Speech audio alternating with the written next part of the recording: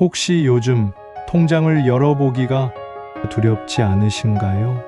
월급이 들어오자마자 빠져나가는 대출이자, 카드값, 생활비, 여기에 갑작스러운 병원비나 자녀 학원비가 겹치면 가슴이 철렁 내려앉을 때가 있습니다. 혹시 카드 결제일만 다가와도 잠이 오지 않으신가요? 머릿속에서는 계속 계산이 돌고 아무리 줄여도 지출은 줄지 않고 불안은 더 커지기만 합니다. 그럴 때 누군가는 이렇게 말합니다. 믿음으로 살아야지. 하나님을 신뢰해야지. 하지만 정직하게 말해서 그 말이 너무 멀게 느껴질 때가 있지 않으신가요? 눈앞의 현실은 냉정하고 믿음이라는 단어는 추상적으로만 들릴 때가 있습니다. 그렇다면 질문을 바꿔보겠습니다. 혹시 하나님의 말씀 속에서 재정의 길을 다시 찾을 수 있다는 생각해 보신 적 있으신가요? 성경은 이렇게 말씀합니다. 내 보물이 있는 그곳에는 내 마음도 있느니라. 마태복음 6장 21절. 오늘 우리는 재정으로 힘들 때 반드시 붙들어야 할 세 가지 말씀을 함께 나누려 합니다. 이 말씀이 여러분의 삶 속에서 새로운 시작이 되기를 소망합니다. 우리는 돈을 어떻게 바라보고 있나요? 단순히 숫자로만 보십니까? 아니면 마음의 거울로 보십니까? 월급이 얼마인지, 지출이 얼마나 되는지, 앞으로 몇 년을 버틸 수 있을지 계산하며 불안해하는 것이 우리의 일상입니다. 그러나 성경은 돈을 단순히 액수로 다루지 않습니다. 돈은 언제나 마음의 상태를 비추는 거울처럼 등장합니다. 돈이 향하는 곳을 보면 곧 우리의 마음이 어디를 향하고 있는지가 드러납니다. 혹시 성경에서 돈에 관한 말씀이 얼마나 자주 언급되는지 아시나요? 무려 2000구절 이상이 돈과 소유, 재정의 흐름을 다룹니다. 그만큼 돈을 다루는 태도는 우리의 신앙의 깊이와 방향을 보여주는 결정적 지표입니다. 세상은 말합니다. 더 벌어야 한다. 더 모아야 한다. 불안한 미래를 대비하려면 보험과 투자에 집착해야 한다. 그러나 그 중심은 언제나 불안입니다. 예수님은 다른 길을 주십니다. 그분의 말씀을 붙들 때 재정은 두려움이 아니라 평안을 주는 도구가 됩니다. 오늘 우리가 붙들어야 할 말씀은 세 가지. 잠언 10장 22절 여호와께서 복을 주심으로, 마태복음 6장 33절 너희는 먼저 그의 나라와 그의 의를 구하라. 누가복음 16장 10절 지극히 작은 것에 충성된 자는 큰 것에도 충성되고. 이제 첫 번째 말씀을 살펴보겠습니다. 혹시 돈을 벌어도 마음은 여전히 불안하신가요? 수입은 늘었는데도 더 잠이 오지 않고 더 잃을까봐 두려움이 커진 경험. 성경은 이렇게 말합니다. 여호와께서 복을 주심으로 사람으로 부하게 하시고 근심을 겸하여 주지 아니하시느니라. 잠언 10장 22절. 히브리어 원어에서 부하게 하다는 실제적인 물질의 증가를 의미합니다. 즉, 수입이 늘고 부채가 줄고 새로운 일거리가 열리고 예상치 못한 통로로 채워지는 것. 그러나 중요한 것은 근심을 겸하여 주지 아니하시느니라.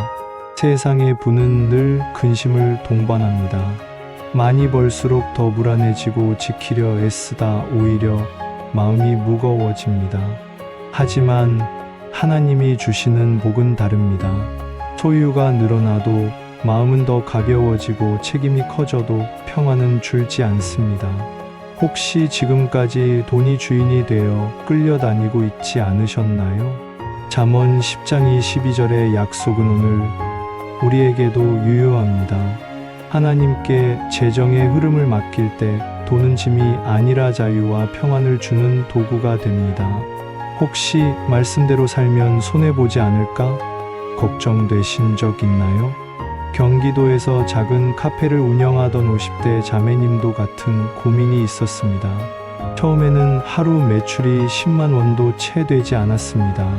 사람들은 광고를 하라, 배달 앱을 쓰라 조언했지만 그녀는 잠언 10장 22절을 붙들었습니다. 여호와께서 복을 주심으로 사람으로 부하게 하시고 근심을 겸하여 주지 아니하시느니라. 그녀의 결단은 단순했습니다. 주 6일만 문을 열고 매일 새벽 20분 말씀 묵상, 그리고 매주 이웃에게 커피를 나누는 것.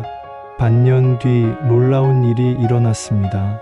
믿고 찾는 카페라는 입소문이 SNS를 타고 번진 것.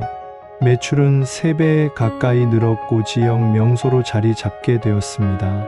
그녀는 이렇게 고백했습니다. 예전에는 돈이 없어서 불안했고 지금은 수입이 늘었는데도 두렵지 않아요. 이건 제 힘이 아니라 하나님이 주신 복이기 때문이에요. 혹시 돈 걱정이 하루의 첫 생각, 잠들기 전 마지막 생각이 되지 않으신가요? 아침에 눈을 뜨면 지출이 떠오르고 밤에 눈을 감으려 하면 밀린 카드값이 마음을 짓누릅니다. 예수님은 이렇게 말씀하셨습니다. 너희는 먼저 그의 나라와 그의 의를 구하라, 그리하면 이 모든 것을 너희에게 더하시리라. 마태복음 6장 33절. 여기서 먼저는 가장 중요한 것, 삶의 중심축을 의미합니다. 혹시 지금도 돈만 조금 더 생기면 걱정이 사라질 텐데 라고 생각하시나요? 그러나 예수님은 말씀하셨습니다. 하나님을 먼저 두면 우리가 걱정하던 모든 필요는 하나님께서 채워주신다고요. 혹시 신앙을 지키려는 선택이 현실에서는 불리하게 느껴진 적 있으신가요? 서울의 한 동네에서 작은 서점을 운영하던 40대 부부가 있었습니다. 손님은 거의 없었고 주말에라도 문을 열어야 한다는 조언이 많았습니다. 그러나 이 부부는 마태복음 6장 33절을 붙들었습니다. 너희는 먼저 그의 나라와 그의 의를 구하라, 그리하면 이 모든 것을 너희에게 더하시리라. 그들은 주일은 문을 닫고 예배를 드렸습니다. 매일 아침 감사 제목을 기록했고 아이들과 말씀을 읽으며 하루를 시작했습니다. 처음 몇 달은 불안했지만 3달 뒤 놀라운 일이 일어났습니다. 학부모들이 서점 사진을 SNS에 올리며 믿고 찾는 서점이라는 입소문이 난 것. 매출은 30% 이상 증가했고 무엇보다 그들의 마음에 평안이 자리 잡았습니다. 혹시 돈이 더 많아지면 그때 잘 관리해야지 생각해 보신 적 있으신가요? 예수님은 이렇게 말씀하셨습니다. 지극히 작은 것에 충성된 자는 큰 것에도 충성되고 지극히 작은 것에 불의한 자는 큰 것에도 불의하니라.